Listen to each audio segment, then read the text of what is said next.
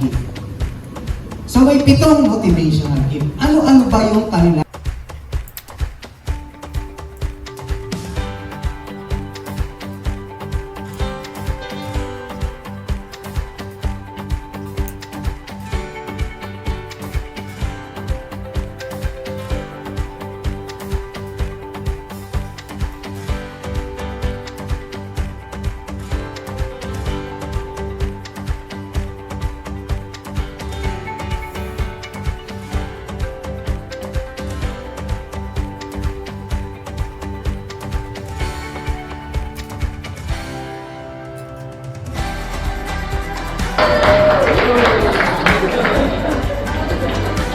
Okay mga kapatid, tatanungin natin sila, nakita nyo, no? Iba-iba ang kabilang salamin, iba't iba ang lens dito mga kapatid. Tatanungin natin sila kung ano ang tingin nila sa paligid, kung anong kulay ang paligid nila.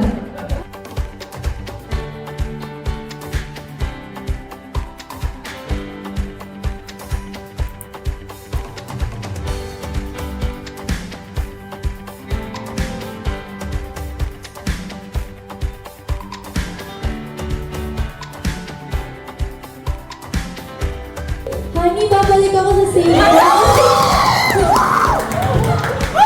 Hindi ko na bayaran yung lata ng corned. Seryoso ba? Hindi yun. Hindi na nila alam yan. At saka, isa lang naman yung kinuha ng corned beef eh. Hindi nila kahirap yan. Kaya mo ng saver mo, ayaw mo ba yun? Kakain tayo mo hindi.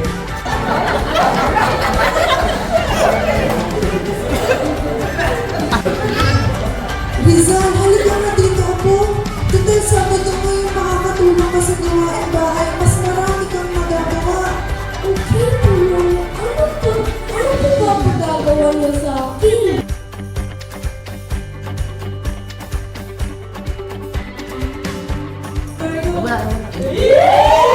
Ako nangyari dito sa essay ko. Sabi ko, i-check mo lang dito bago ko ipasok sa teacher ko sa Bible School night.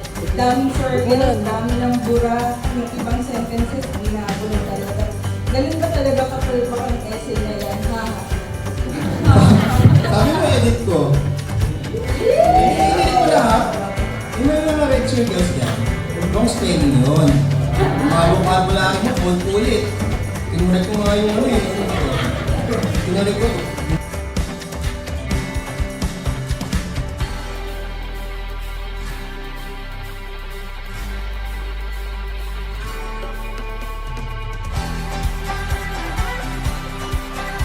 Special someone pag gananda. Sabi ng one of my best friend, crush ko. Kaso nga lang, alin ka?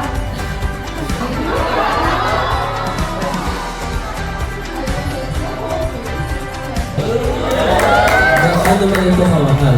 Number 3, paliguan mo. Number 3, paliguan mo siya ng yakap at halik. Number 3, paliguan mo siya ng yakap at halik. Number 4, at mo ng isipin na. Last day, sige na, kayo huwag na ulit ako. Last na ba, promise? Please, hindi ko talaga alam yung gagawin ko. Nahihirapan na ako, iiwan ko ba si Gabriel o bibigyan ko na siya ng chance? Kahit apat na beses din ako niloko lang ko pag-saksan. Shame ko, Papi. Hindi na talaga ako sa'yo mabibigay ng advice. Ayun ka na naman. Last na yun, hindi mo naman ginagawa yung pinag-usapan natin. Nakakasawa ka na. Kung hindi mo susundin ang advice ko tulad ng dati. Sorry, I cannot help you anymore. Nangalagaan kita, nakakatuwa ka. Cute mo. Oo nga, sarap nito, yummy.